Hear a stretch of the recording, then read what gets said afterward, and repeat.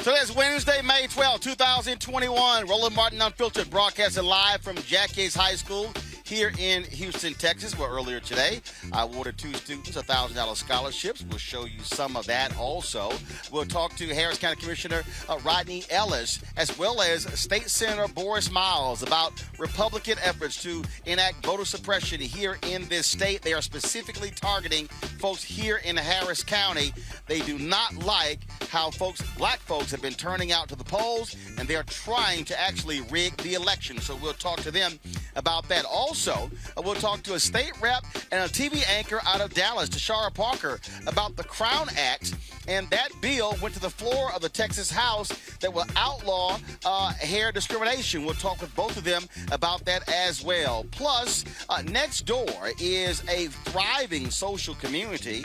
We'll talk to one of the leaders about NextDoor and exactly how that could impact you in your life.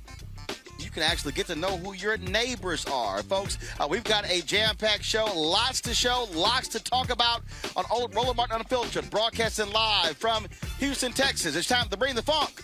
Let's go. He's got it. Whatever the biz, he's on it. Whatever it is, he's got the scoop, the fact, the find. And when it breaks, he's right on time and it's rolling. Best believe he's knowing. Putting it down from sports to news to politics. With entertainment just for kicks, he's rolling. It's on go, y'all. It's Roland Martin, Rolling with Roland now. He's funky, he's fresh, he's real, the best, you know he's Roland Martin now.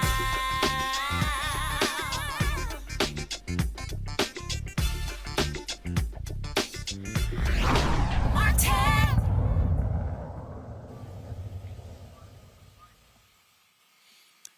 All right, folks, we are broadcasting live from Jack Yates High School here in Houston's 3rd Ward.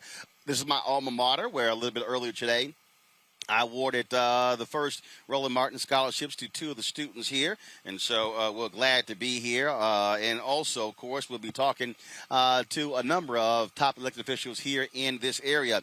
Also, folks, this is go to the drone shot. We're also the campus of, I graduated from here, so did George Floyd. What you're seeing right now is the George Floyd mural that was painted here right in front of the high school.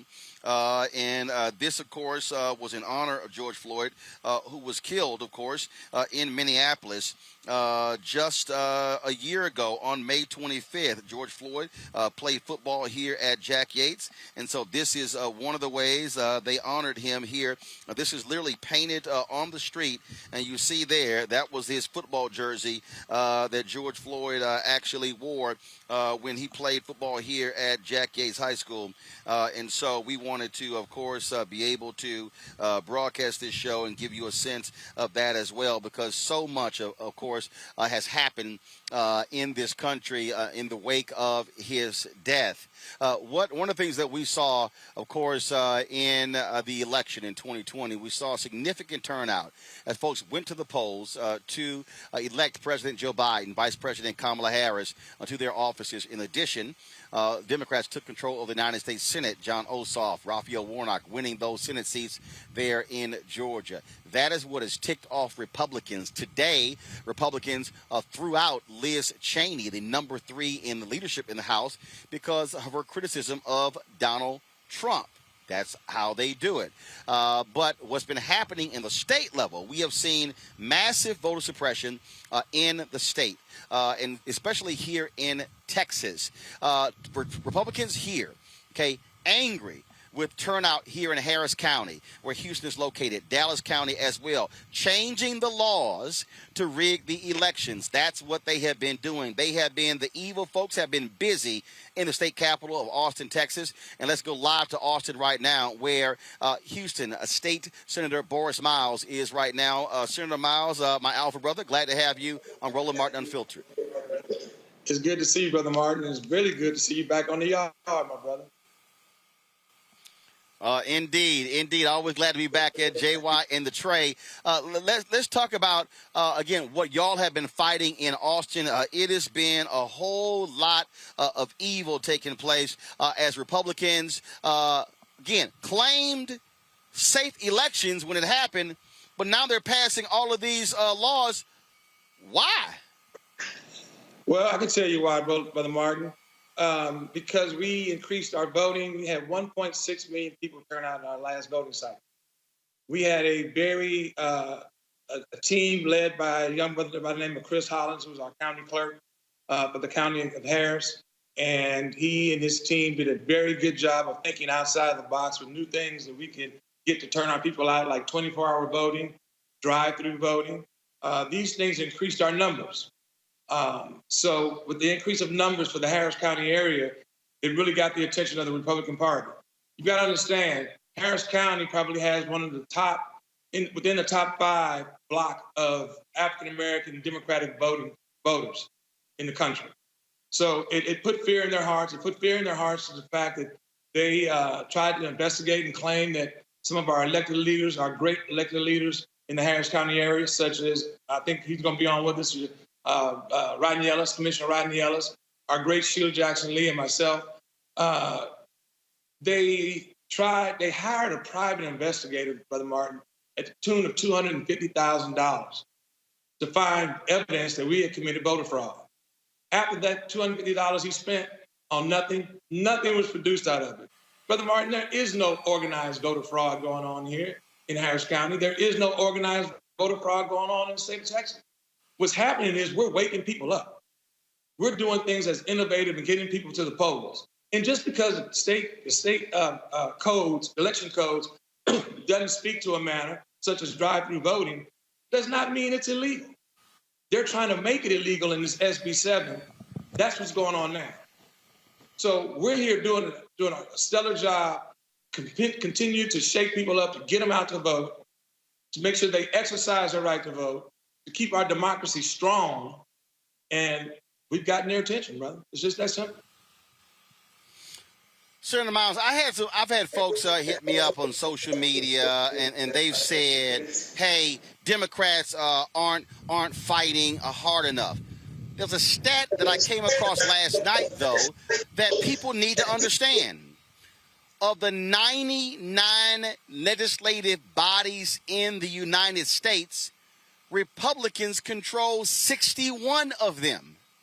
And so for the people out there who complain about voting, the people out there who say it's not important, why y'all doing this, again, it's hard to sit here and stop Republican-led voter suppression when they control 61 out of 99. That means that 2/3 of all legislative chambers in the United States are controlled by Republicans. There are 31 Republican governors. They control 30 both chambers. And so that's the difficulty here in Texas. Democrats were 5 seats away in 2020 from taking control of the House. They were not able to do so. And so when you're trying to deal with gerrymandering and voter suppression, it's a little hard to do it when you don't have control of at least one of the bodies. That's correct. And, you know, my Republican colleagues get very offended when I refer to this as Jim Crow legislation. Well, dog, that's what it is. It's intimidation, it's suppression. You know, too much power can be corruptive. And like you said, they have the control now, but they're trying to hold on to it because they now see, in the wake of all the social injustice that we're dealing with, they now see that they're doing what I said on the Senate floor in my debate. They kicked the bear. And I'm hoping and praying, Roland, and going to be working toward it, Brother Martin, that we not only turn out more young voters, not only increase our numbers from 1.6 to 2.6, okay? Because now is the time that we, as people of color, African-American, Latinx, Asian, now is the time that we have to stand up because they are trying to deteriorate our democracy for what we made so many advances in. So it's time to stand up. We're going to actually be working harder here in Harris County than we did in the last election cycle. I'm going to see to it, and you'll be proud of your old hometown. We obviously we talked about the voter suppression bill, the census, gerrymandering. Again, Republicans in Texas refused to really put money into the census. I was reading one story. Democrats should be making gains in Texas because of the increase in the Hispanic population. Republicans are going to use that to gerrymander to give them more seats. That's the thing that I keep trying to also explain to people that they don't seem to understand, that lack of voting, not filling out the census, goes hand in hand with gerrymandering.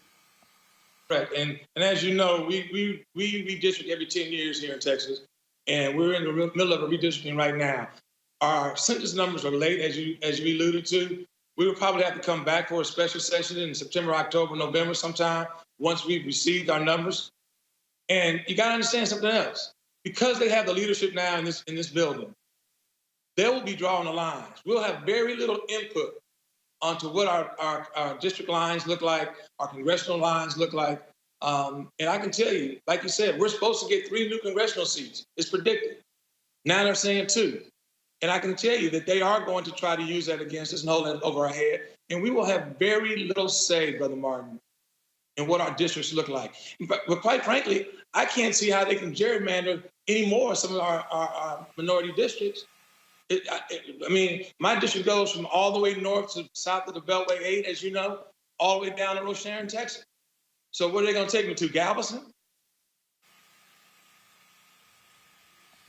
This is what happens again when you have power, and this is why I am consistently trying to explain to folks who watch this show, we cannot ignore voting on the federal and the state level. For the people who are watching who then say, man, I don't see any policies being enacted, this is what happens when you don't have power. And so when they are in power, listen, 85% of the people who voted for Donald Trump were white.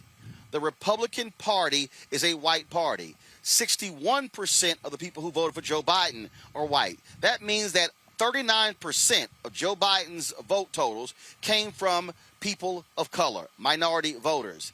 That's what we need folks to understand with what's going on here. And so for the people who yell and scream, voting is a waste of time, but then they turn around and complain about lack of policy, well, guess what? You now see what happens when you don't vote, so you can't act like voting has no direct correlation with policy. Brother Martin, you're exactly right. Elections have consequences. Not voting have consequences. And what we're suffering through right now, the lack of leadership and the lack of, I've been serving for 15 years. And in 15 years, Brother Martin, I've never served in the majority. I can't wait till that day comes. But our people have to realize elections have consequences. And all those brothers that are telling you, I'm not seeing no serious policy getting moved, I don't see anything happening for our communities and our people. Well, you know what? As long as we're having to push the ball uphill, and as long as we're in the minority and double minorities, we're going to continue to have, what I call Jim Crow legislation popping up, and they're going to continue to push it as far as they can. I mean, right here in Texas, I think you want to talk about that too. We're now going to have something called free carry, what they call unconstitutional carry. I don't call it unconstitutional carry, Brother Martin, because it has nothing to do with the Constitution. It has to do with this being the state of Texas.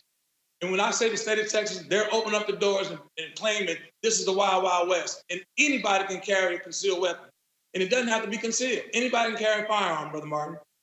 They can carry it into police stations. They can carry them into the churches now. They can carry them into universities. You can be a felon. You can be a criminal. And you're able to carry it, and you'll be able to carry a firearm. Now I want you, as I explained in my debate to my colleague, my white colleague, imagine what that's going to do to communities like what you and I grew up in. Brothers and sisters freely walking around with firearms on the outside of their shirts. Imagine how much probable cause that's going to give police officers to now start, stopping people and pulling them over. And again, this is why we emphasize. This is why we emphasize that. Look, you can sit here and yell, scream, tweet, and whine all day on social media about voting and how it means nothing. But then if you don't, that's why I simply say shut the hell up. Texas State Senator Boris Miles, I certainly appreciate it, sir. Thank you so very much. Keep up the fight in Austin. Will do, brother. Good to see you. Likewise, thanks a lot. Let me go to my panel. A. Scott Bolden, former chair of the National Bar Association Political Action Committee. Monique Presley, lawyer, crisis manager. Also joining us is Pastor Lee May, Transforming Faith Church, former CEO of DeKalb County, Georgia. Glad to have all of you here. Scott, that point. Well, first of all, let me do this here. I'm in Texas, so Monique, I'll go ahead and start with you first because you down the street. Monique's not here. Okay. Well, first of all, Scott, get over it. But, Scott, you lucked up. She's not here. So she'll be here a little bit later. So you lucked up. So shut up. So, again, this is the thing that I keep – again, there are people who sit here all day.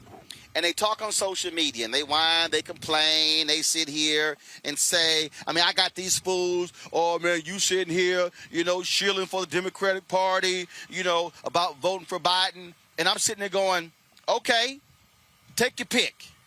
You got one party that wants to make it difficult to vote, wants to get rid of curbside vote, not wants to. They have outlawing curbside voting. They're outlawing drive-through voting.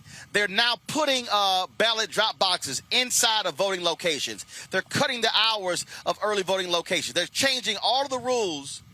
Democrats support expanding voter access, expanding same-day voter registration. But then you got these fools saying, oh, I can't believe you were sitting there telling folk should vote for Joe Biden. It was two choices, Trump, Biden. Which one your punk asses wanted? Well, you certainly make great point.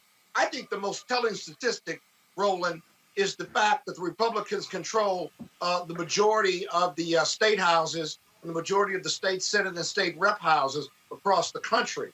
You cannot forget about voting at that local level because you see now where we're gerrymandering, where the census has come out, and you're going to see them stretch out. It's the most anti-democratic thing after you lose an election to then want to have fewer people vote and suppress more voters as opposed to wanting to expand your voting base to get more votes than the Democrat. But the Republicans know their ideas, their legislation, and their views of the world just aren't that popular. And so they're left in this with this power vacuum. And the power vacuum says voter suppression, gerrymandering, and let's lock out and make it difficult for as many people of color or Democratic voters, wherever they may be in whatever state, let's shut them down. Because remember, the big lie is the narrative of the big lie is being driven not by GOP voters, but was driven by Donald Trump and other congressional leaders and state leaders. And so then the reaction was our GOP voters listened to that leadership and then said, we lack confidence in the results. You didn't lose confidence in the results. You lost confidence that you could win, and you're upset about not being able to win. And expanding the voter base only hurts your chances to win in the future. Lee, I'll go to you. I mean, this is the thing that, and again, I keep trying to connect voting, who wins, with public policy. Yeah. Right. What you are seeing is what happens when Republicans win state rep, state Senate seats. And for the people who seem not to understand this, the state rep and the state senators, they control the lines that are drawn in the state. So then they are able, when we say gerrymandering, they are able to now draw lines that make it easier for them to win, for Democrats to lose, to disenfranchise voters who did not vote for Republicans. And so even if you have a massive Democratic turnout, and we've seen this in Wisconsin and other states, they still maintain power because they have been able to gerrymander the districts. And the Supreme Court, the conservative Supreme Court, said we don't get involved in political disputes. That's up to the state Supreme Court. Well, guess what? those are gerrymandered. So Republicans control the state Supreme Courts. So you're never going to be able to get out of this box. And so black power, Latino power is diluted because of gerrymandering. And for the folks who say don't vote, you are making this possible. Well, my good Alfred brother, I'm going to say amen and let's go home. Oh, my goodness gracious. Oh, more Alfred. You have said it all, brother. It's ridiculous, man. It is the quintessential example of moving the goalposts. You don't like your election results, the fact that you lost, and so you're going to change the rules, man. That's exactly what happened in Georgia. Is happening in Texas right now. It happened in Florida, and they won the election in Florida, the presidential election, and so many other seats. But they see the writing on the wall, and they keep changing the rules to benefit them. And what are they doing? They're prolonging their power and influence by changing these rules. And let me also connect something to what you just said. When they tore up the Voting Rights Act some years ago, when they tore that up and they removed the formula of determining which states has to have pre-clearance before you can change rules, let me tell you what happened in Georgia. When they continued to gerrymander those districts, they put all the black folk in competing districts, and then they said, well, we wanted to make sure that our current black elected officials are safe in their seats. They put them all together, right? So that we couldn't be competitive in other districts all throughout the state. And so they use the Voting Rights Act, and they reference the Voting Rights Act to actually prove their point of why they put black folk in the same districts, quote unquote, to call it safe for them, man. It's just ridiculous. In Georgia, our current governor, man, who signed that suppressive voter legislation, man, a picture paints 1,000 words, right? In that private room, in his room, a room full of white men. It's not wrong with white men. It's a problem with all white men in the same room, right? And standing up underneath a painting that pictures a plantation, man. If that didn't tell you all that you needed to know about what was going on, all along the while, a black woman is knocking on the door trying to get in right outside the governor's office, a state legislator that says, hey, I want to get in, I want to talk. And they arrest her. Man, if we're not back in the Jim Crow era, man, I don't know what else is, man. And unfortunately, you got games that are being played, man, with our voting rights. We support greater voter access, right? And anything that even looks like it is suppressing or reducing or limiting voter access to the ballot, man, we got to reject it, man. But they know what they're doing. It's a reason why the governor in Georgia signed that piece of legislation the same day it was passed. It's a reason. Man, that's unheard of. Man, the governor is still signing legislation, and our legislature has been out of session now for weeks and weeks now. The governor never signs legislation like that, let alone when it's so controversial like this, man. We gotta continue to fight, man. We gotta continue to fight for federal legislation that is expanding greater voter access and restricting these voter suppressive actions that we've been seeing in Georgia and Florida and Texas and other places all across the country. Let's talk about Arizona, folks, where the governor there signed a new voting bill over the objections of many Democrats. It's going to purge more than 100,000 Latinos for the voting rolls. Listen to this. This bill is simple. It's all about election integrity. If an individual is signed up to automatically be mailed an early ballot and then stops voting entirely for a full 4 years, their county recorder will ask them if they still want to automatically be mailed a ballot. If they respond, they'll continue receiving one. If they don't respond, here's what happens. They will remain a registered voter. They can still request an early ballot, and they can also show up at the polls in person on Election Day. Compare this to California. They actually remove voters without any notice at all or opportunity to remain on the list. Our law is better and provides more accessible ballot access than California and many other places that opponents of this bill tend to point to as pillars of democracy, like New York and Washington, D.C. This change will ensure that active voters continue to receive a ballot and free up resources for county recorders to use on priorities like election security and voter education. Let's be clear.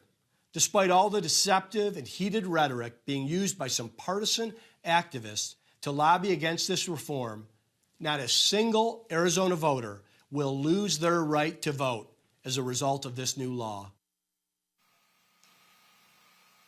Well, here's the deal, Scott. Why in the hell have the new law? See, this all is election integrity. It's all a lie. All we are seeing is a massive lie because Donald Trump has Republicans supporting the big lie. Lies, lies, and all lies.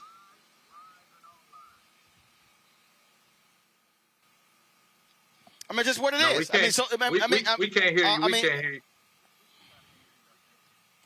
Scott, here's the deal. Muted for some reason. Can you hear me? I wish We you can hear you Cappers now. know how to use your computers. Now we can hear you. Okay. So look at what you just ran a clip on Arizona, right? So Arizona, if Right. all of that's true, then why do you need the bill, right? So if you can still be on if you still vote, if you can still get a ballot, then why are you passing legislation to purge hundreds of thousands of people from the rolls if there's going to be a follow-up question, and if you say yes, then you can continue to vote? It's a solution in search of a problem.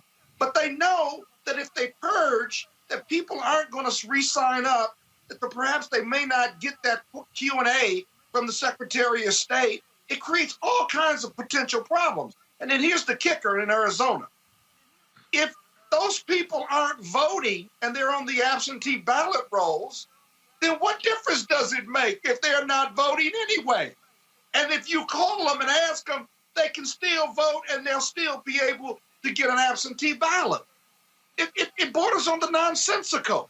So that's why Arizona is so onerous, because they're creating these onerous procedures for voters, knowing that Hispanic voters, Black voters, people of color voters are going to get short shrift on it.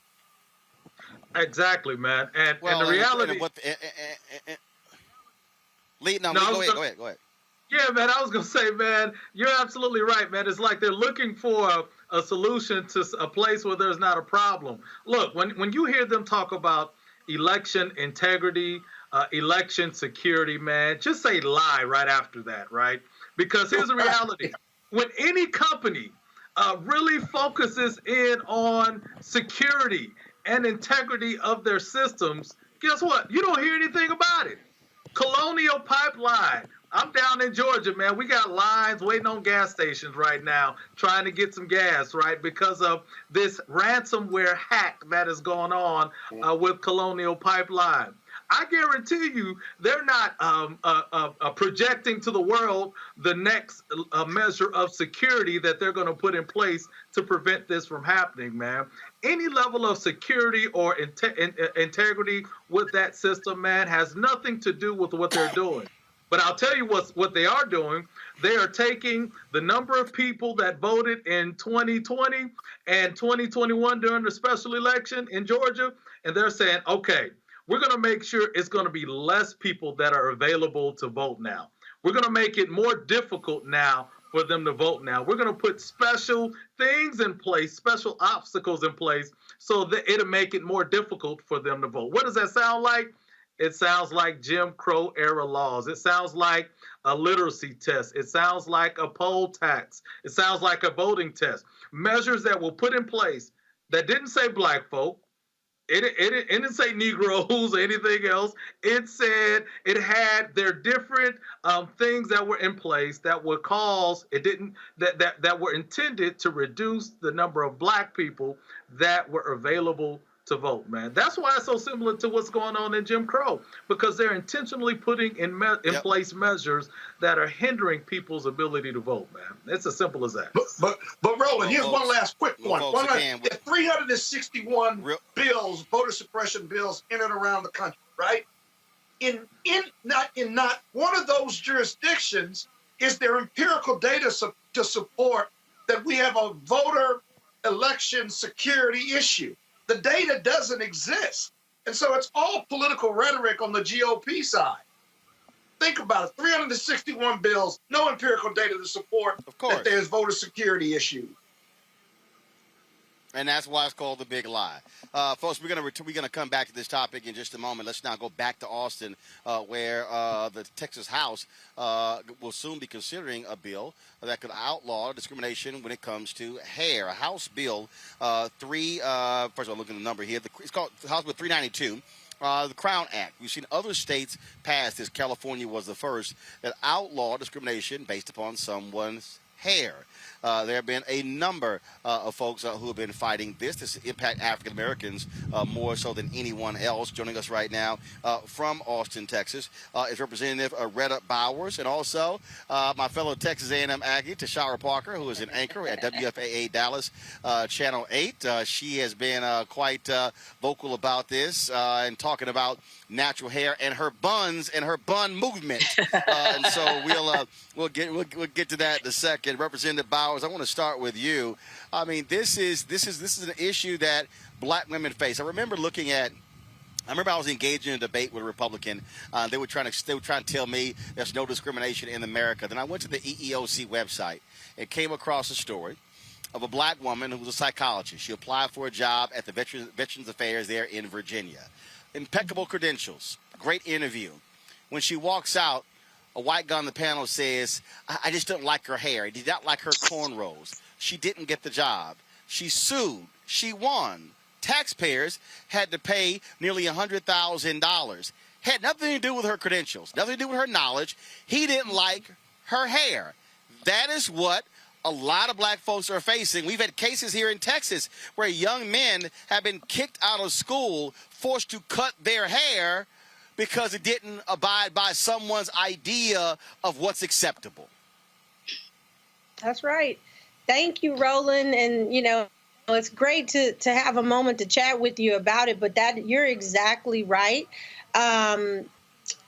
We have plenty of women, men and children who are facing this type of hair discrimination. Some of those people were here in Austin with us talking about their experiences. You talked about Tashara's bun ministry and all that she's done. We had young Maddox Cozart. He was here at the press conference. His mom, they're still continuing to take him out to check his hair on a daily basis. He was in in-school suspension. We had Dakari Davis, who spoke at the press conference. He's a Dallas police officer. I do believe Tashara did a interview with him recently, and he cut his hair. Wore his hair in cornrows, and he cut his hair to keep his job, keep his family fed, to keep a roof over their heads.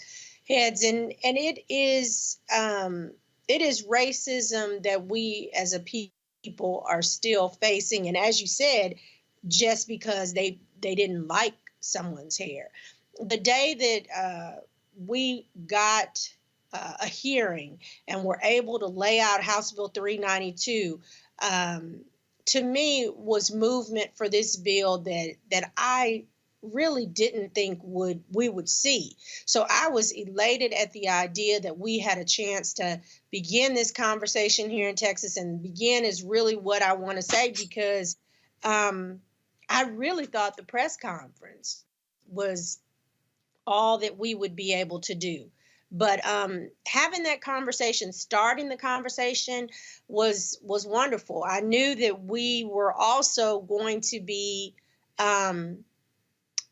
having to do a lot of education and awareness. But what I started to say was, after the layout, I had a longtime Texas House male member come up to me in a very apologetic way and say that, he had no idea. More than one of them said they didn't have any idea this was still going on.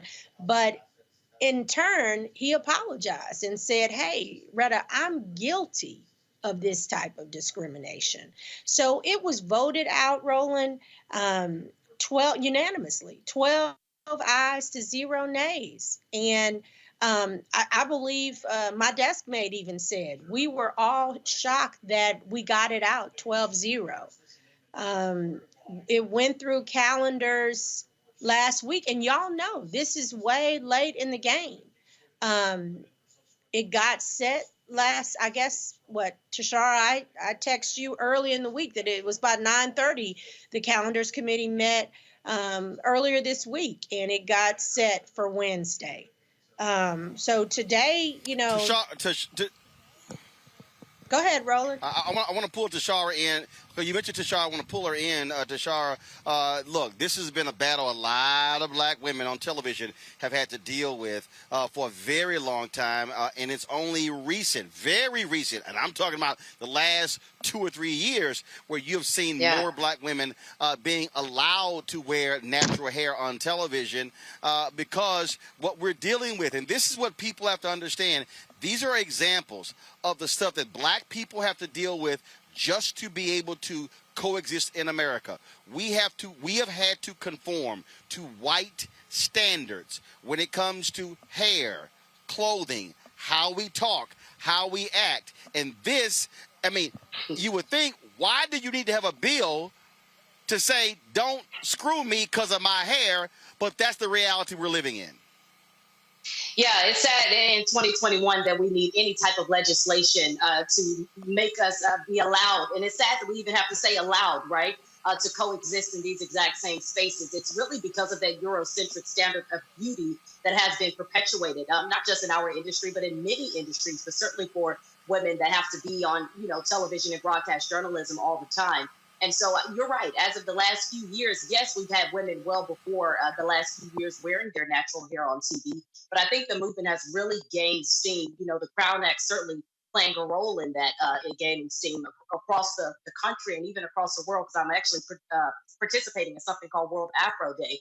But anyways, I do feel like, in the last few years, people have become more aware of it. And I think that's one of the reasons that I wanted to get involved, because it wasn't until I got into this industry that I realized that me changing my hair was considered a thing, right? Before then, Black women, we change our hair all the time. These are styles that have been around for years. They're coming back in different forms, but these are styles that have been around for hundreds of years. And so that's why I thought it was important to get involved with it, because, that Eurocentric standard of beauty that you alluded to is something that's been around for far too long. And I feel like it's time for us to step up and just be able to do our jobs without being worried about, how we wear our hair to work. We're going to be able to do the same type of work.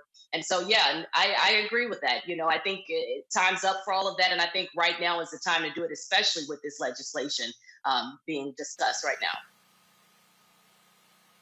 Representative Bowers, so it came out of committee. When do you think it will be approved by the full House and then go to the Senate?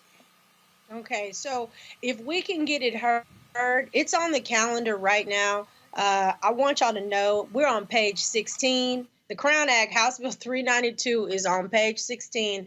And as it stands right now, we are at the top of page 4, possibly. Yeah. So today it won't be heard. I don't believe it's going to be heard. And, this may be because bills can only be heard on the floor up until midnight tomorrow. We may have, I hate to say it, but we may have pushed it as far as we're going to get it. But these are, I listened to some of the things y'all were saying earlier. These are the type of games that are played. So, in my mind, I sit on the floor or in my daily comings and goings and think sometimes, did they just say, hey, let her bill be heard, set it for a committee hearing, get it out, we'll get it on the calendar, but that's all it's going to do. Because we know this is way late in the game. The clock is ticking. Right. Final point here, Tashara. We are perpetually having to educate white folks. White folks in this country don't like 1619 Project, but this is the kind of stuff you heard the representative say this, white colleagues saying, oh my God, I had no idea, and admitting that they actually did it themselves. And that's the whole deal. I mean, so when people have this notion that, no, we're all on the same page, like, no, we are constantly having to educate white folks about their racism when they even and this happens with white liberals. This happens with folk who say, oh, no, I'm not racist. Yeah, but when you don't want to hire somebody because of their hair, hell, we looking at your strangy ass hair and not sitting there wondering why you got a job.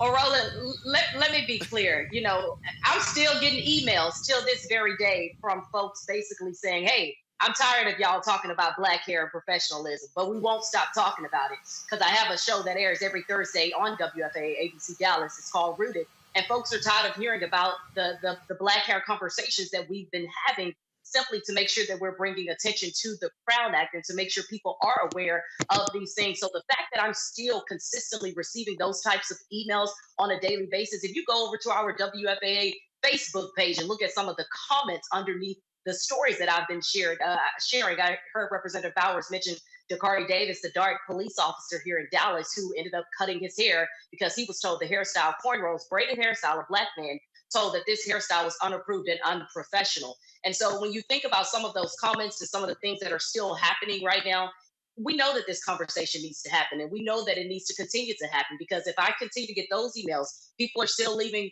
those types of comments on social media and elsewhere. You know, it hasn't resonated. Even with the Crown Act, you know, I hate to say it still may not click to some people why this is an important topic. So I would hope that people would understand that this is important for everybody. Studies have already shown that when you're able to show up authentically as yourself, you perform better. So this isn't something that's just good for black women, black people, black children. This is something that's good for your company, your business. I know a lot of folks always talking about money is the bottom line. Well, hey, bottom line is if we're able to show up as ourselves, we're going to perform better. So I hope they consider that as we continue to have these conversations. And like Representative Bowers, you know, mentioned, regardless of what happens with the Crown Act, we know what we want to happen.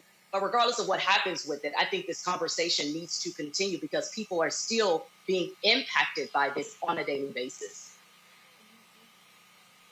All right, Tashara Parker, Representative Bowers, we'll appreciate it. Hopefully, it will get through the Texas House and go to the Senate and actually sign into law. Republicans, y'all can at least do one thing right this legislative session. We appreciate both of y'all. Thanks a lot. Thank you. Thanks, Roland. Bye. All right, thanks a lot. As I said at the top, folks, we're here broadcasting live from Jack Yates High School here in Houston, Texas.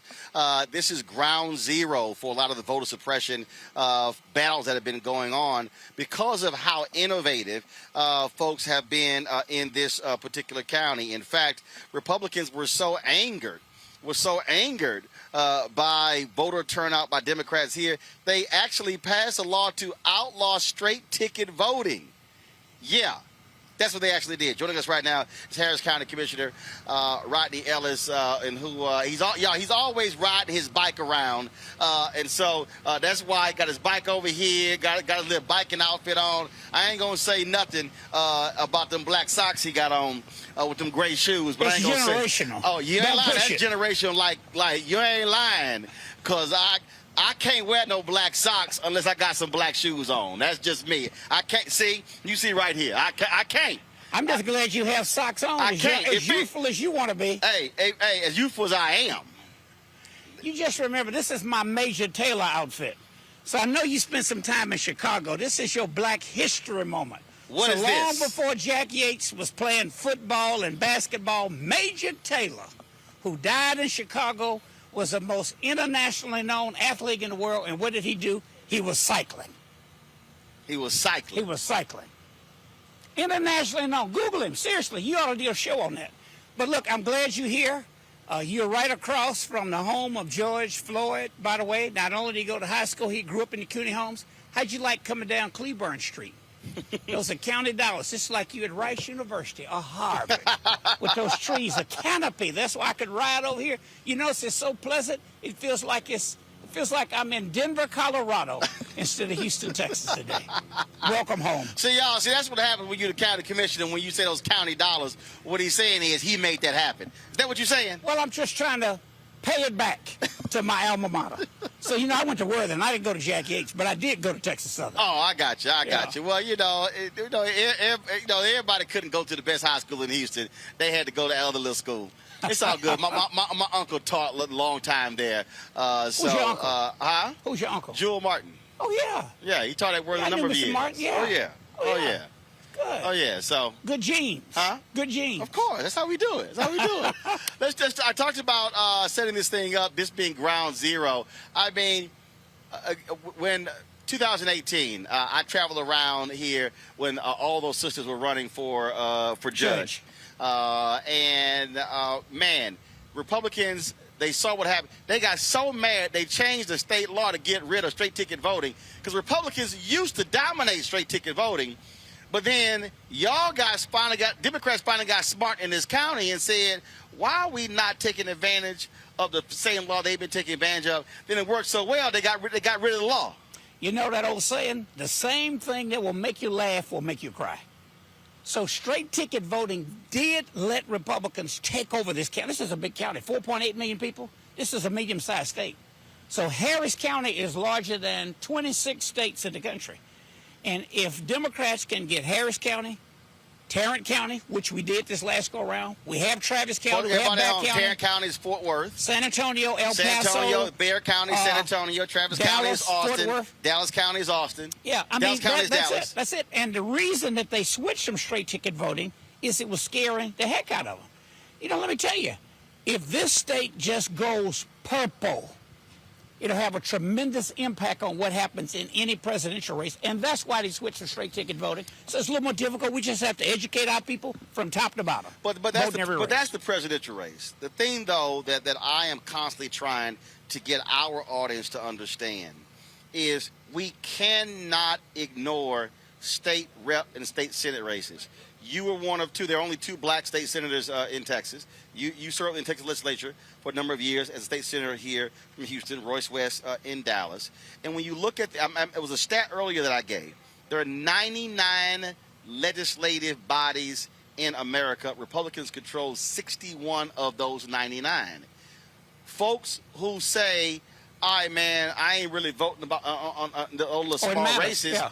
But that's where the laws are being made, in the state capitals, not D.C. Yeah, and for congressional seats, it's on the state level where the lines are drawn for congressional seats. You remember in 2003, we broke the quorum after the Republicans decided to redistrict. Remember, you had to recall in California, you'd have to recount in Florida, and then they did the redistrict in Texas. Remember this? We broke the quorum. Of course, I remember. We broke the quorum. First of all, y'all went to y'all escaped. The House went to Oklahoma. Y'all escaped and the Senate, state. We went to New Mexico. Yeah.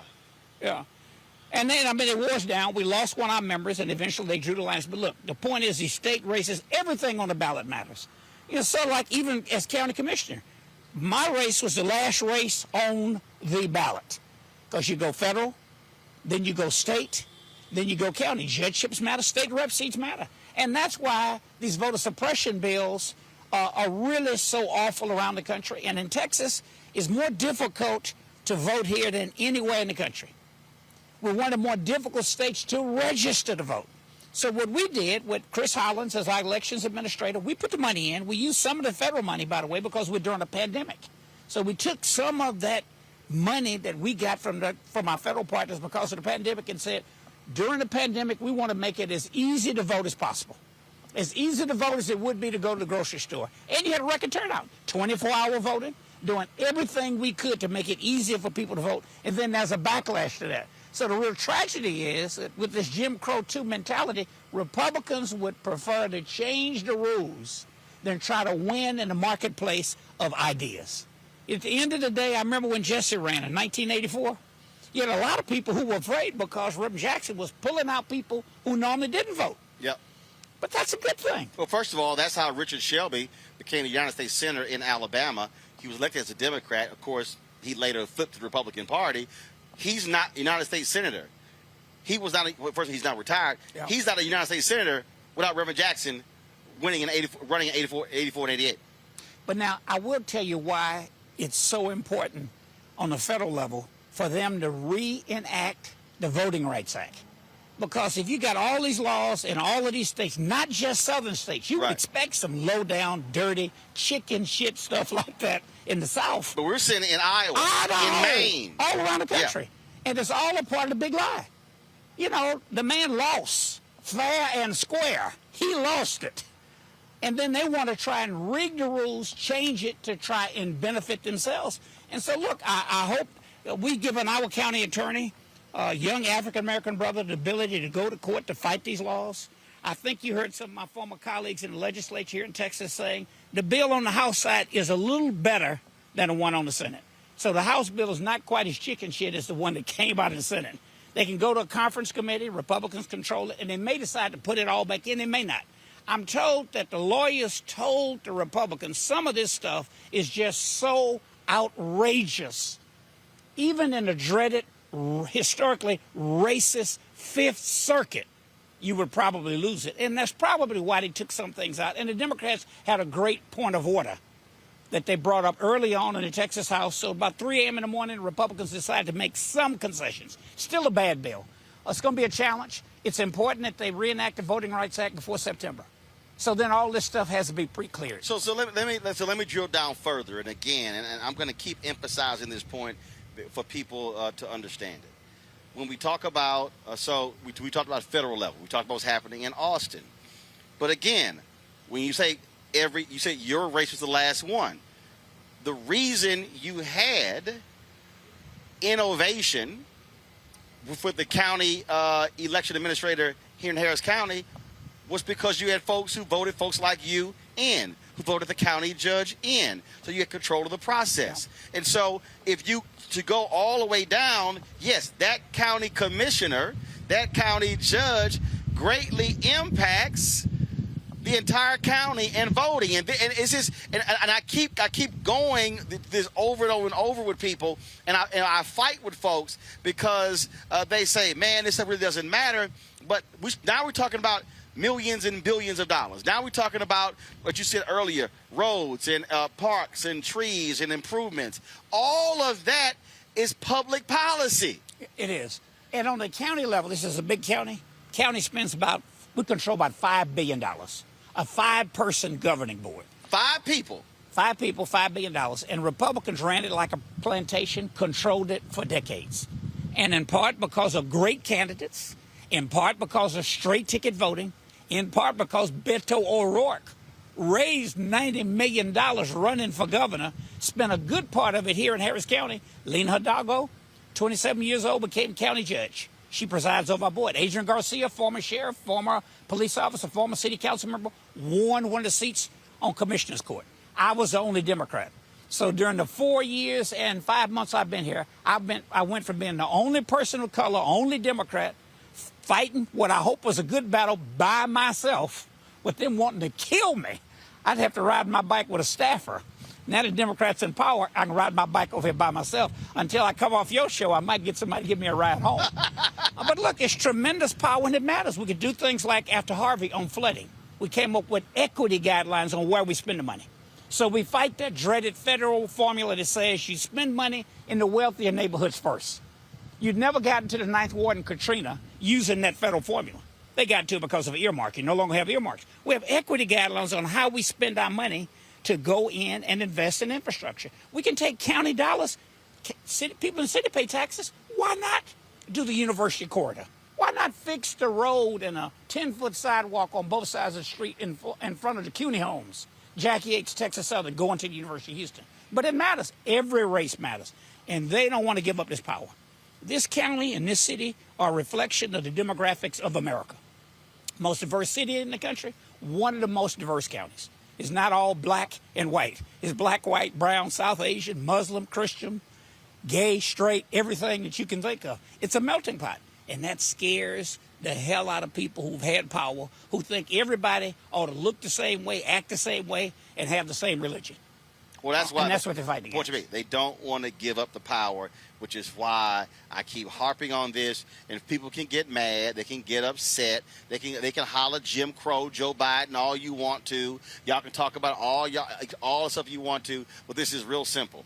If we allow our power to be untapped, they will still be in control of it. And we're talking, yes, public policy. We're talking about billions of dollars. And if they're able to gerrymander, that means you see what's happening with the Supreme Court, what happens with the federal judiciary. We can become a nation majority of people of color, but they're still in power. Yeah. And that's the piece that people have to get. Yeah, and let me tell you, it's a big challenge. So regardless of what happens with that bill in Texas, the one in Georgia, we'll go to court, we'll fight it out. We hope on the federal level that they will have the 50 votes. Whatever Senator Manchin wants, please give it to him. Whatever the senator but at some point though, Senator Joe Manchin is going to have to stop sniffing Gorilla Glue and all this constant talk. Because here's my whole deal: he keep hollering bipartisanship. This is what every national anchor should say. Okay, Joe, show me the 10. We never get them. But you got to gut the bill to go. No, do it. What I'm saying is, you can gut the bill. It don't matter. They are not going to support the bill. No, so my deal is, every time Joe Manchin keeps hollering bipartisanship, Joe, show me 10.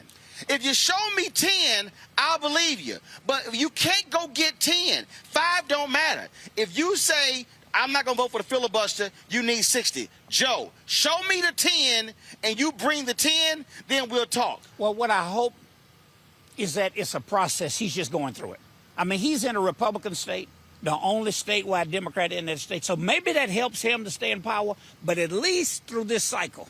If he wants to go through the little game to figure it out, do it. But at the end of the day, we need the Voting Rights Act. Hey, everybody knows now the history of the filibuster. Right, Maybe they didn't before. But this is my deal with Manchin.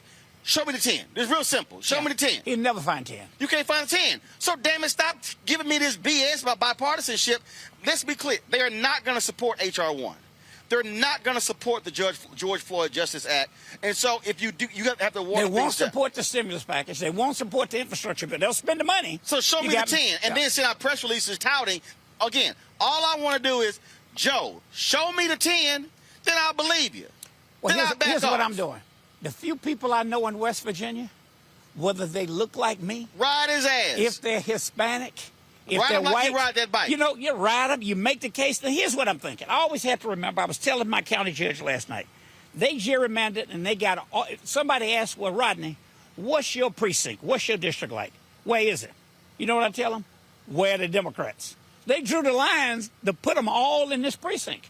So I have to make sure when I come up with an issue that put it on the table, I don't want to it was okay being by myself. I don't want to be here by myself again. Right. You got me? So I know my other 2 Democratic colleagues have to appeal to some of their more conservative votes. Of course. So Joe Manchin, if you got to go through the process, go through the process. Go ahead. 5 to 10. So show that you tried. Right. And then when you can't get them, they had a big show at the White House. I was listening to NPR on my bike on the way over it. Go through the show that they don't want to cooperate. And then at the end of the day, you tried to get bipartisan support. You couldn't get it, and then just do what's right. Bottom line is here. If Sinema and Manchin could keep this up with the filibuster, the Democrats will be in the minority after 2024. And they will be out of office, by the way.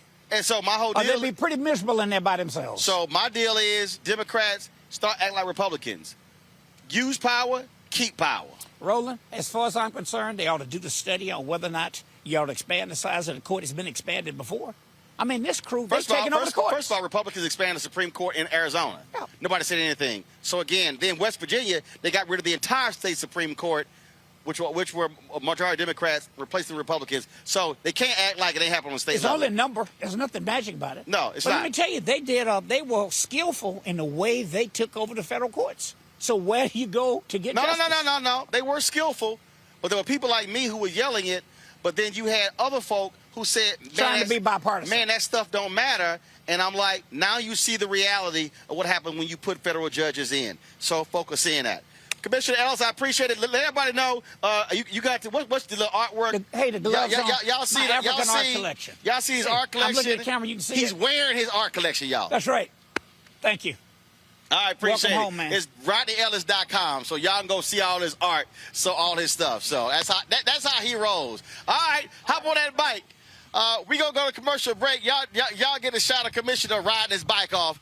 When we come back, we gonna talk with the co-founder of NextDoor, building community. That's critically important. We'll also talk with Congresswoman Sheila Jackson Lee, broadcasting live, folks, here from Houston, Texas, in front of my alma mater, Jack Yates High School. We'll be back on Roland Martin Unfiltered in just a moment. Are you trying to say that as of January 20th, that President Trump will be president? That depends on what happens on Wednesday. President Trump won this election. You think the election was stolen? Absolutely. At this point, we do not know who has prevailed in the election. This fraud was systemic, and I dare say it was effective. This is a contested election. President Trump won by a landslide. Hold them this way! The outcome of our presidential election was seized from the hands of voters. We have to make sure that they look into what has been the theft of this presidential election. Joe Biden lost and President Trump won. Whatever happens to President Trump, he is still the elected president. I would love to see this election overturned. No one believes that this guy got 80 million votes. It doesn't feel right. It doesn't look right. No ragtag group of liberal activists will be allowed to steal this election. The president wasn't defeated by huge numbers. In fact, he may not have been defeated at all. Over the next 10 days, we get to see the ballots that are fraudulent, and if we're wrong, we will be made fools of. Black women are fierce, brilliant, courageous, dope. Black women are making a difference, making history, and changing the world. I think about all of the Black women who have showed up to fight for justice. We are starting to finally accept all the skills and talents a woman can bring to the table. Urban One, thank you. This one is so special. Hello, everyone. I'm Godfrey, and you're watching Roland Martin Unfiltered. And while he's doing Unfiltered, I'm practicing the wobble.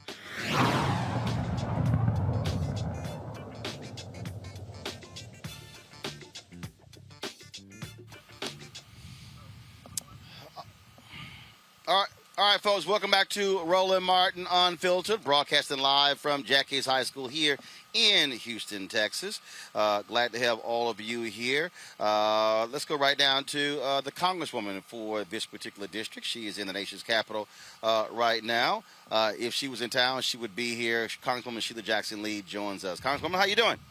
I'm great, and you're absolutely right. If I was in town, I would be there. How are you, Roland? Thank you so very much for joining and coming home to your town and being at Jack Yates High School. Well, it was great to present those two scholarships to the students earlier today, and so we do our part. But let's get right to it. Let's talk a little politics. We just heard us talk with County Commissioner Rodney Ellis. Earlier, we were talking to State Senator Boris Miles about what's happening here in Texas. Bottom line is this here: the Senate must pass H.R. 1 in order for us to deal with what Republicans are doing across this country trying to steal these elections. Well, the Senate must pass H.R. 1 and H.R. 4, which is what I have to instill in people. The John Robert Lewis voting enhancement legislation is the Red Cross umbrella on a rainy day, the brick that stops the water. It's the levies, it's everything. And yes, H.R. 1 is crucial. Right now, the Senate is engaged in shenanigans, and not because of Senator Schumer, the majority leader, because he's working every tactic, but there are a proposal of 100 amendments in a committee markup. The Rules Committee that both the Senate majority leader and the minority leader sit on, and there are equal number of votes for the Republicans and Democrats on this committee. Now, you can imagine what that means. And you cannot get a amendment passed on a split vote. So they'll go through this process, and then it will go to the floor, and there is the amendment process there as well. So it's an important bill, but we must recognize that that bill is 800 pages. It has finance reform, ethics reform, and that's the trip up that the Republicans are trying to use against us. So the John Robert Lewis stands on its own 2 feet. It is a restoring of Section 5, and it may have to restore Section 2. Section 5 is the big one, and that is all that the Senate and House were passing in Texas would be immediately blocked if Section 5 was in place. Because under this Department of Justice, we would simply go, and I think a reasoned member of the Department of Justice under the Biden administration would say that all of this in Texas was voter suppression, voter oppression, and it was strictly and predominantly minority biased. So we have different routes to go, but I don't want people to forget the H.R. 4 bill, which is the restoring of the Voting Rights Act of 1965. That is crucial. But my hat is off to Boris Miles, certainly my commissioner, because they've been fighting on the local government. Senator Miles, Ron Reynolds, and others have been enormous fighters against these Neanderthal and vicious bills. I am incensed because the bills in the House and Senate in the Texas are pointed at the large counties. And where do people of color live? Dallas, Harris County, San Antonio, Austin. That's where these initiatives are being pointed to. And all of these bad laws, or bad rules, bad laws now, the video, the stopping of different polling places, the ending of the ability to mail ballot in a larger scope, all of that is directed toward people of color. It is a solution running toward a problem that does not exist. And the only problem was we voted like we had never voted before in the 2020 election. The big lie. This is not the only issue the Congress is dealing with. I got a panel here, Scott Bolden, Lee May. Folks, let me know if Monique Presley is there. One of the issues, and I'm sure, Scott, you want to ask the Congresswoman about, deals with the George Floyd Justice Act, where we the United States Senate. Scott, go ahead. Yeah, Congresswoman, how are you doing? One of the things with the George Floyd Act is whether qualified immunity is going to survive that bill or not. I know the Congressman Clyburn suggested on national news on Sunday that perhaps that might be something that's negotiable. But hitting police where their pockets are when they make mistakes or they purposely kill young black men and women with their uniforms on is critical to police reform and cleaning up these police departments around the country. Any thoughts on that? Absolutely, Scott, and thank you. You would not imagine that I've been engaged in the qualified immunity now since Brother Clyburn made that statement, and just got off the yes, ma'am. Just got off the phone with one of the families, young man out of Tulsa, Oklahoma, Brother Crutcher, who was shot with his hands up. His family member was on the line. As you may have known, I met with the family members and made that tour with them in the United States Senate. My meeting was to be with Majority Leader Schumer. And I must say that our meeting probably was one of the strongest, because when we left out of there, the Majority Leader indicated that his preference was to do nothing that the families did not want him to do, and to put the strongest bill on the floor. And we discussed qualified immunity, and frankly, he was very knowledgeable about it. So here's where we are. We appreciate our Majority Whip, and we know that he wants to give the widest landscape to be able to deal with this question.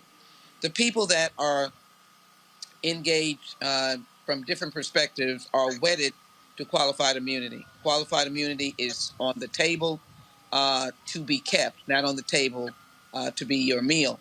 So we are still fighting for qualified immunity. 30 years activists have been fighting for that, along with 242. So what I would say to you is, no, it is not at this point an option for qualified immunity not to be part of this bill. This has to be a moment in history where the strongest bill has to be passed, and I'm committed to continue that. Right now, we're looking at language that says the same thing in terms of qualified immunity, but may be able to answer those who really don't fully understand it. Here's my simple interpretation as I close.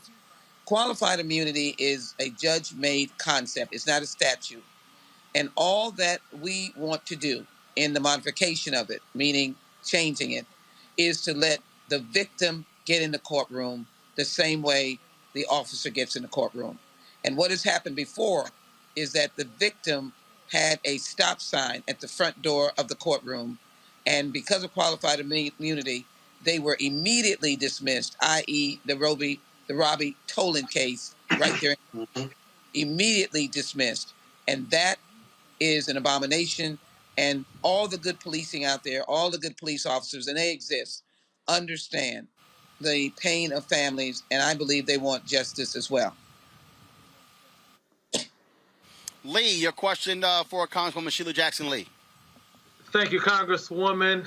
First of all, you are my dad and my mother's Congresswoman. They live in Houston, and they'll be happy to know that I'm talking to you virtually as well.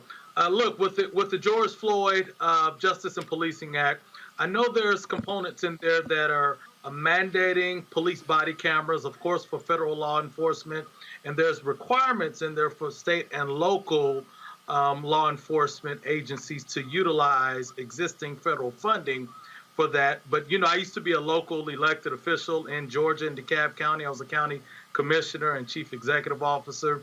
And one of the things that we always paid attention to, if there were penalties in place for that didn't allow us to gain federal funding in place. And so I was wondering if there were any thoughts about putting penalties in place for those local and state law enforcement agencies that don't take advantage of police body cameras across the entire force. Any thoughts on that? That's a good question. I think the power of the purse is what you're talking about, and the idea that they would not be eligible for federal funds or burn grant dollars.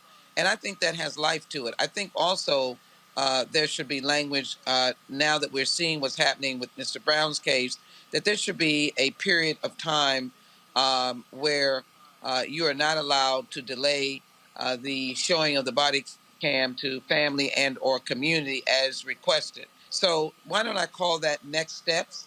I think that is something that I've certainly thought about to make sure that all of this is enforced. Inside the bill, there are incentives with respect to funding for community groups, and people have misinterpreted funding in there that it's for policing. It's for training and for things like what you have said, that there be no one that has an excuse that they can't get body cams.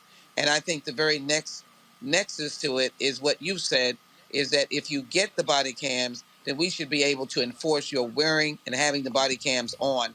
Because the last thing you want to hear as a family of a loved one is that so-and-so, XYZ, did not have his or her body cam on. And we know that there are cases like that.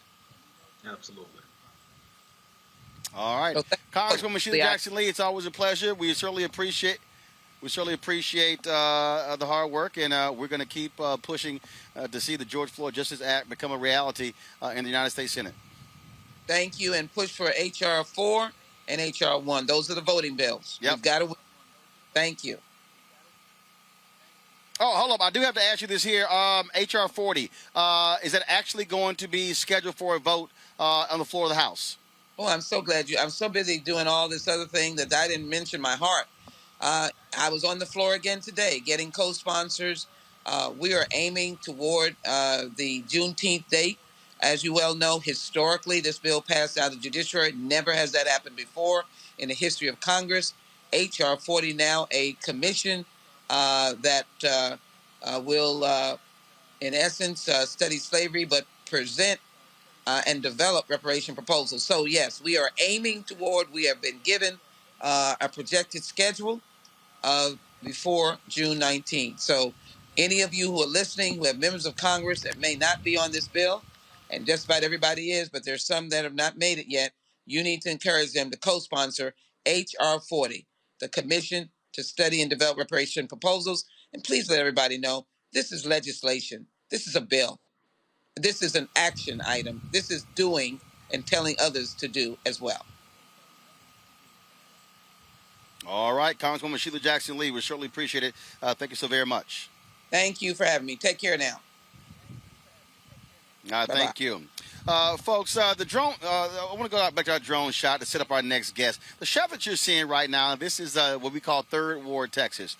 This is an aerial shot right over Jack Yates High School. You see all of those homes to the right. When you heard Commissioner talk about the CUNY homes, that's public housing right there. Across the street, you see those buildings. That's Texas Southern University. You see down here at the bottom where you see that open area of grass there. Well, that's where the old Jack Yates used to be, where I actually attended.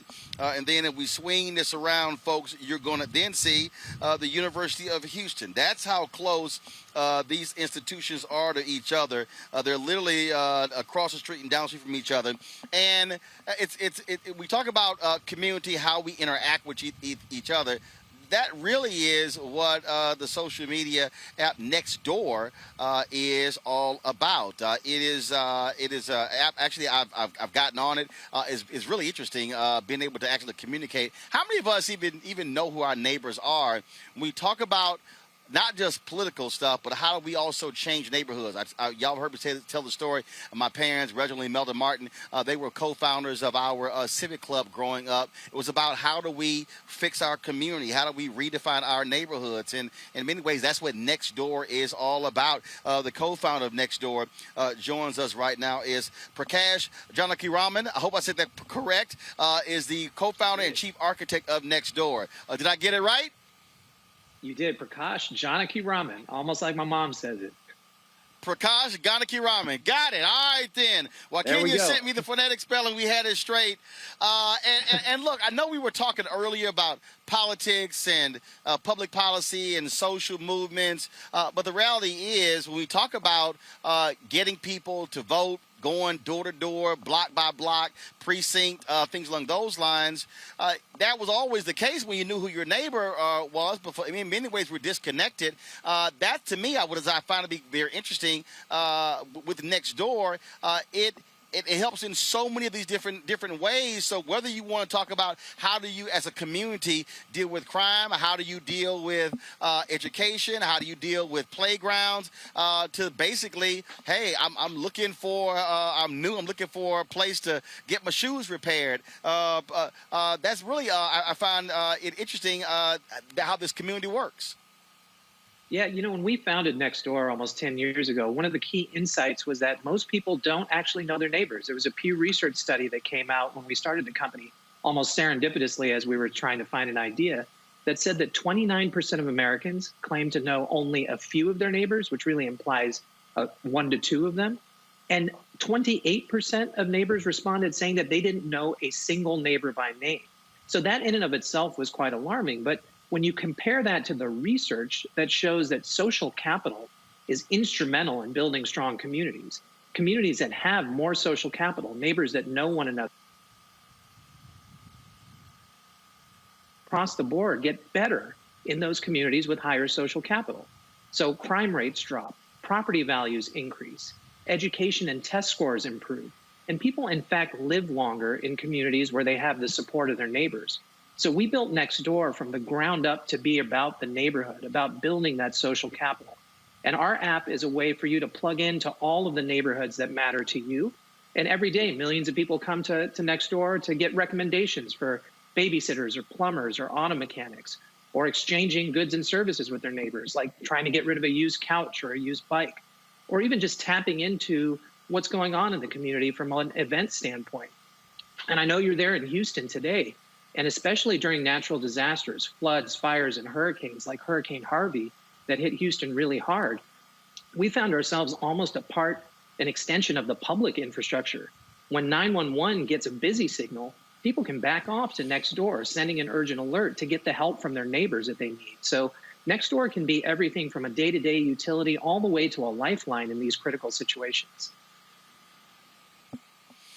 How many people are now using it? We're in 11 countries, 275,000 neighborhoods around the world. We have tens of millions of members who use our product every day. So, let's again. I use the example. My parents. There were a lot of people who said, "Oh man, y'all can't start this civic club." Are you seeing that? How people who care about the communities, they want to see things change. How they're using it for social good, to change their neighborhoods, change the direction, things along those lines. Are you seeing people using it in different ways? Not just, hey, I'm looking for a farmer's market, but really using it for social change in their communities? Yeah, absolutely. One of the really unique things about NextDoor is that it's about proximity and not preference. So when you look at other networks, you have to go build a following, friend by friend or follower by follower, in order to get utility out of those networks. Whereas when you come to NextDoor, everybody that signs up for NextDoor is a real human being verified to a real address. And so your residency in the community provides you entree into the network. And so when you join, you will find that all of your neighbors are there. So it's a great platform for local organizing because you don't need to go person by person and greet every single person or meet every single person. You actually have a broadcast medium that here at a local, hyper-local level can help you to organize people. We've launched features like product groups that allow people to come in and create affinity groups around specific issues or shared affinities like mothers groups or organizing groups. And we've also worked with larger organizations to amplify the good work that they're doing. So organizations like the NAACP or organizations like Stop AAPI Hate. We know that today there's a rash of anti-Asian American and Pacific Islander violence going on, particularly in our hometown of San Francisco. And so when there are organizations who are trying to amplify their message, NextDoor is a great place to do that at a hyper-local level where you can reach the people that you're trying to reach. Question for Scott Bolden. You got a question about NextDoor? I do, actually. Congratulations. This sounds like a great initiative and program. I got to tell you, I'm one of the guys that doesn't know his neighbors. My wife knows all the neighbors and all their business, if you will. And it really is about being intentional about taking time to do it. And I'm just not intentional about it. It's either work or something. And so what do you say to guys like me who really like the concept of NextDoor, who really want to know their neighbors, but just aren't intentional about getting to know them? And what's the bit? What am I missing by not getting to know my neighbors? Yeah, look, it's a good question, right? I often, as a founder of the company, when people hear that I work at NextDoor, they will often say exactly what you said, which is, oh yeah, my wife uses that app. And I think as we know, there is a lot of value to knowing your neighbors beyond just whether you're going to have a backyard barbecue with them or even spend time with them. We think of it as a utility-based service, a service where you can come and without knowing a single individual, get a ton of value out of them. So there may be a case where you need to find a recommendation for a local service provider.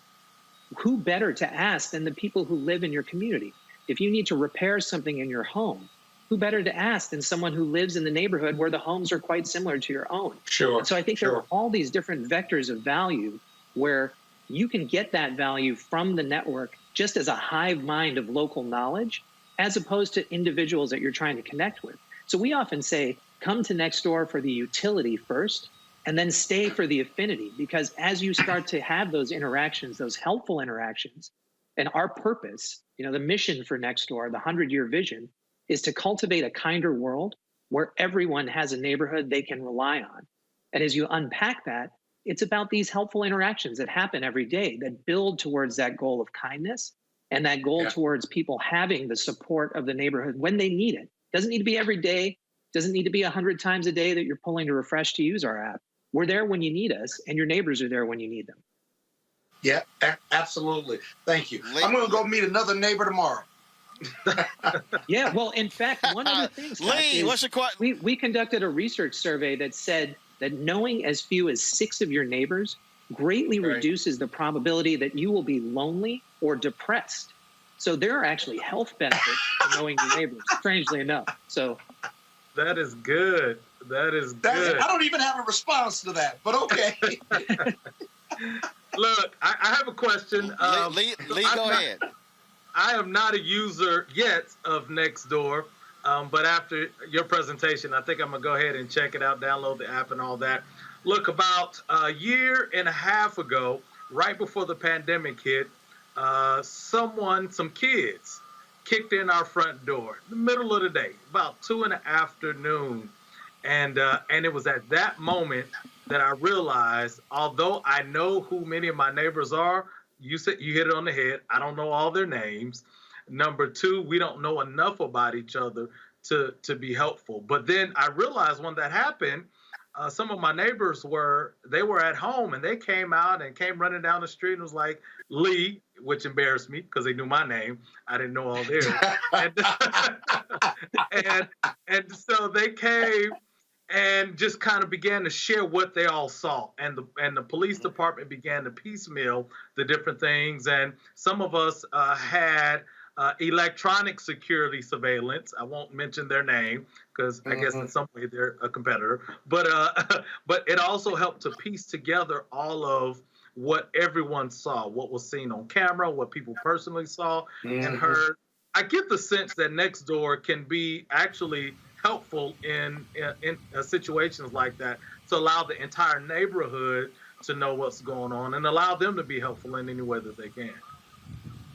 Yeah, I think anything that relates to neighbors helping neighbors is somewhere that we want to play in the space.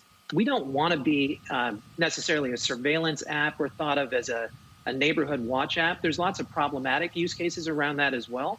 But we think that when neighbors can support one another, that's when we're really at our best. No, that's good. That's good. Excellent. All right, then. Prakash, we certainly appreciate it. And, folks, we're looking forward to creating some unique and interesting content on NextDoor. So look for that real soon. Can't wait to actually do that. And, matter of fact, you know what? I think what might be interesting I think what might be interesting is I might pull on. Maybe we do something. I have my parents and I bring them on and we talk about how they built a thriving civic club by linking up with neighbors. Could be some people out there who are interested in doing it where they live. Yeah, absolutely. We would love to have you on the platform, Roland. We'd love to see your parents on the platform. But I think at the end of the day, there's so much value in knowing your neighbors. And we very, very strongly believe in this purpose and mission of cultivating a kinder world, because the neighborhood can be the unit of change in a world that's more divided and polarized and lonely than ever before. Again, let's go find a way to meet 6 of our neighbors and rebuild that crumbling community infrastructure and get back together on this. All right, then. Well, surely appreciate it. Thank you so very much. Again, folks, you can download the app, NextDoor. Check it out and find out who your neighbors are. Prakash, thanks a lot. I appreciate it. Thanks a lot. Thank you for having me, Roland. Appreciate it. All right, folks, got to go to a break. When we come back, we're going to talk about the N-word. Is it a fighting word? A court has ruled. That's next on Roland Martin Unfiltered, broadcasting live from Jack Yates High School, my alma mater in Houston, Texas. Back in a moment. The lonely, the alienated, the sad, and the angry. In every country torn by strife, violence, and hardship, men and women are drawn to extremist leaders, promising to take on the enemies of their people. In America, some of our lost souls respond in a similar way to the call of influential voices. But instead of militant preachers or radical clerics, every single night in America, they can listen to our own angry advocates of division and conspiracy. Confused, angry people hear the call of these voices and take on the camouflage of warriors to threaten and even kill civilians. The radicalized Republican Party And the twisted people on TV who speak for them use the very same language of intolerance and rage to provoke those alienated people, actively pouring kerosene on the fire of social unrest. And until we all reject these poisonous voices, the result will inevitably be escalating violence and tragedy.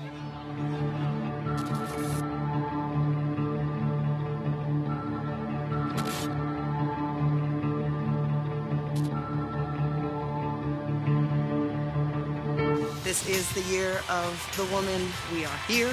We are capable.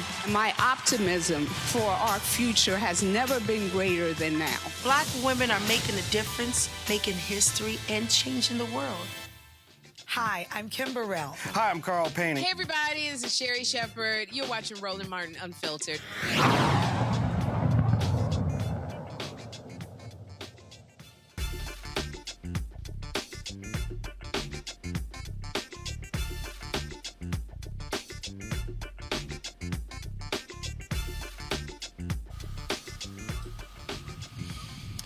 All right, folks, the federal court has ruled that being called the N-word does not fall under the fighting words exception in the First Amendment. The fighting word doctrine allows the government to limit speech when it is likely to incite immediate violence or retaliation by the recipients of the words. What does that mean? It means that people who use the N-word will not face criminal charges. They are protected by the nation's current free speech regime. But, Scott, it still might get you an ass whooping. Yeah, and you and I have talked about this, and I think they'd get an ass whooping from you. So when I read this story, I was thinking of you in mind and the ass whooping that you would be given. But there's hope in this decision. Let me break this down. You're right about what you're reporting, but this was a case where the N-word was used on a military base at a retail shop, and the context of when it was used by itself in a question. It was bizarre exchange between him, the lieutenant or the military person, and the salesperson. There was no violence. There was no heated argument. There was no progression. And so the circumstances surrounding the use of the N-word was almost a rhetorical question in this context. And there the court said, you needed more to fit into that fighting word exception, and the surrounding facts just simply weren't there. So I don't want to read too much into this decision because the state court and the appellate court in that jurisdiction should have done more digging. And so the court found that the N-word use in that context, under that circumstance and fact, was not, you couldn't criminalize it under that state statute. And so I think they were right about that, given the facts. But if there were heated words and if there was a subsequent fight, I think the ruling would have been different. The facts just weren't there. Let's talk about these wild, out-of-control police officers, Lee, in Louisville. An ex-detective in Louisville is going to spend a year in prison for admitting his actions wrongfully convicted two men. Mark Handy pled guilty to perjury and tampering with evidence in the cases of Edwin Chandler and Keith West. Chandler spent nearly a decade behind bars, while West spent 7 years in prison before getting pardoned in 2019. As part of Handy's plea deal, he will not be able to ask for probation for his one-year sentence. Lawyers for the exonerated men want the Department of Justice to investigate civil rights violations in Louisville. See, Lee, here's what's... So, brother spends 10 years in jail. Another spends 7 years in jail. This dude gets 1 year? Mm-hmm. Yeah, man. You know, it's ridiculous, man. And it goes to the people's mistrust of the system, the judicial system. It's mistrust of law enforcement officers, regardless of even their color or background or experience. You know, it's things like this. And you know, the minority can impact what you believe about the majority and all of that. Here's the deal. It even goes connected to the whole conversation about qualified immunity. You know, people can be harmed by the police. They can be harmed by law enforcement, and they don't get their just due in court. They don't get a recompense in terms of getting their lives back, getting monies back that they lost as a result of all this, man. And there needs to be substantive change, man. And, you know, you look at things like the George Floyd Justice and Policing Act, things like that, it begins to make those steps forward. But we got to do better, man. And I'll also say this about our law enforcement officers. You know, when people talk about reforming policing or reimagining or reframing or defunding and things like that, I think what people are basically saying is we got to do better. We got to do better. And I believe it's about training. Yes, it is about training. But we also got to look at who we are allowing to protect us and to serve us, all law enforcement. We got to do a better job filtering these candidates out who are coming in to quote unquote protect and serve us, man. We got to look at that big time because, you know, you got bad in, it's going to be bad out, you know, and so we got to look at who we're bringing in the front door. Well, I got to give somebody in the front door. Check out this crazy food in Georgia. Chief Magistrate Judge Kerry Hayes III says an inmate cursed at him numerous times during his bail hearing in December. According to the complaint, Judge Hayes followed the defendant out of the courtroom, grabbed him by the shoulder, and pushed him against the wall, all while he was still bound by handcuffs and in leg shackles. Now Hayes is facing charges for misconduct and violating the state's judicial code. The Georgia Judicial Qualifications Commission is set to review the case and consider what punishment to propose to the Georgia Supreme Court. Judge Hayes could be removed from his position or reprimanded for his actions. How about charges as with assault? You mad because somebody cussed at you? Oh, that judge should be removed. Quickly, Scott. He said he couldn't take that shit no more. If you read the report, he says he got cursed out while he was on the bench, and so when they walked him back, he followed him back. And by the way, the prisoner, the defendant, was handcuffed and he had leg shackles on, and the judge in the back took him in the back and pushed him up against the wall. and was cursing him out and did put his hands on him. And you're right, he could be charged or should be charged with assault. But talk about judicial temperament or the lack thereof. Yeah, man. You know, I think it's Lee, what's wrong with your Georgia people, man? Man, what's wrong with your people? I think the judge's theme song was "Nuck if you buck, nuck if you buck." I don't know what he was thinking, man. You know, and let's be clear, I'm a pastor. Let's not forget, I'm a pastor, so I'm a man of grace, right? And because the Lord has been good to me, even when I haven't been good, right? But this joker right here need to get the maximum, whatever the penalty is, man. Then he says this. He said, well, in no way did I hurt or harm this individual. What? Yeah, I didn't injure him. Yeah, That's what he said. I didn't injure him. What? You put your hands on him, that's an assault. Right. And then you feel you big and bad now because he is cuffed, he's handcuffed, he can't do anything to you. And if he does do something, leg shackles. The man had hand shackles. He had leg shackles on. He couldn't even walk. Man, throw the book at this judge, man. Throw the book at him, man. Ain't no grace in this one. I'm sorry. I don't care what the offender did. Throw the book at this judge. I agree.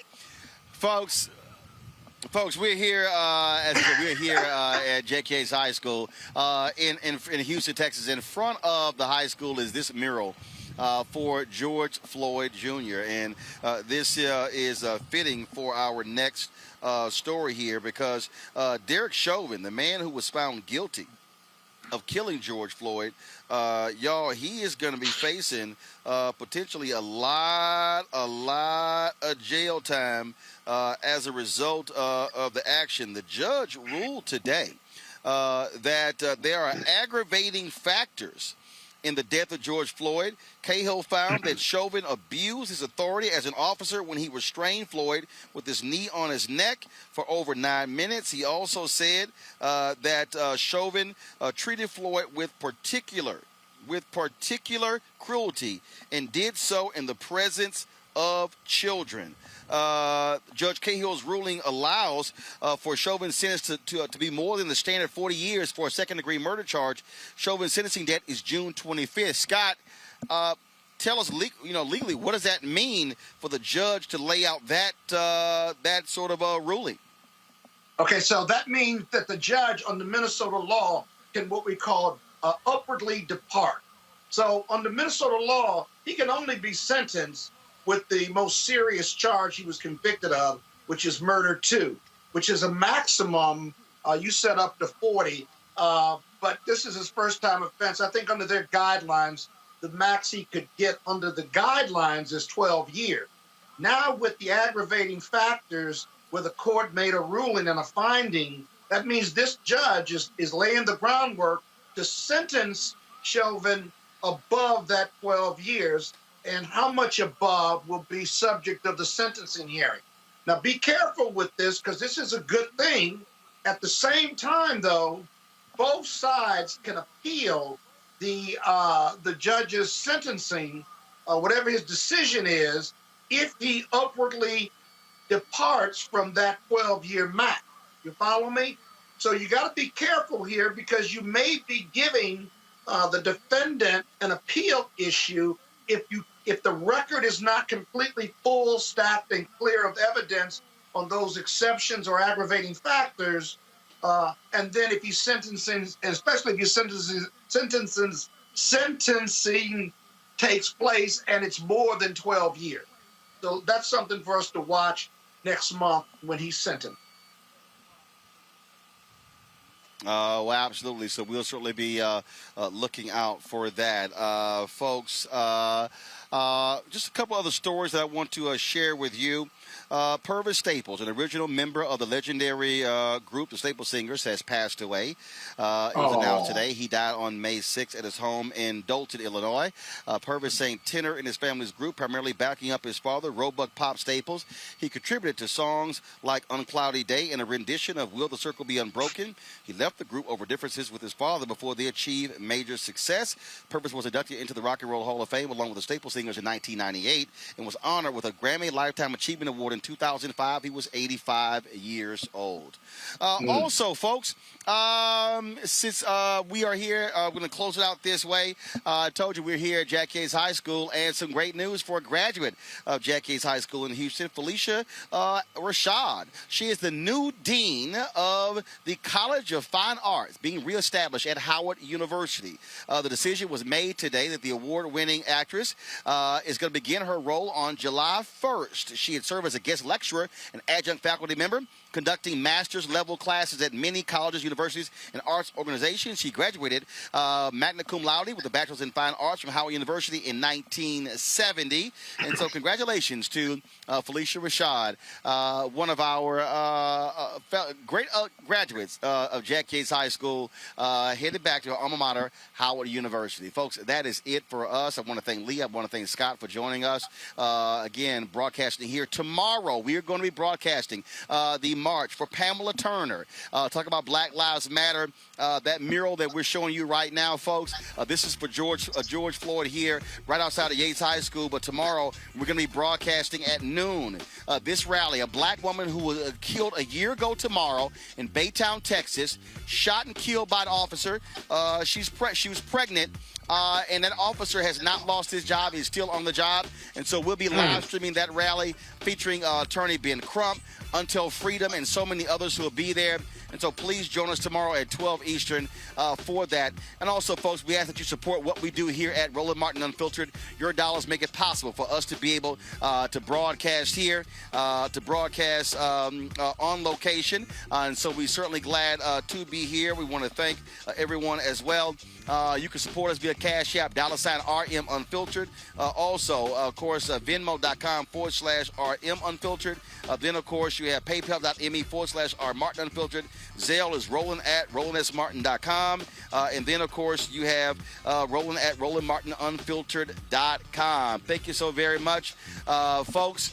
Also, I want to thank the two students who I gave scholarships out. We live streamed that a little bit earlier today, and so we certainly want to thank them as well.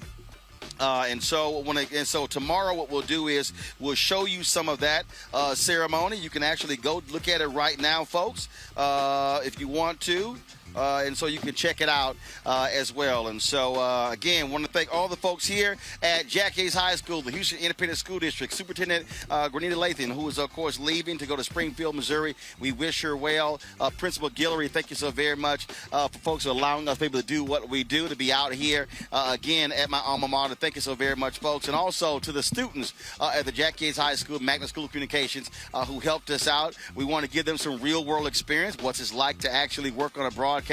And so they helped us out, set up running cameras as well. And so that's what we're all about, offering opportunities for the next generation. And so that is it for us, folks. We will see you tomorrow, noon Eastern, where we'll be broadcasting that rally. I'm sorry, noon Central Time, 1 p.m. Eastern, that rally in Baytown, Texas, for Pamela Turner. Thank you so very much, folks. Y'all take care. Holla!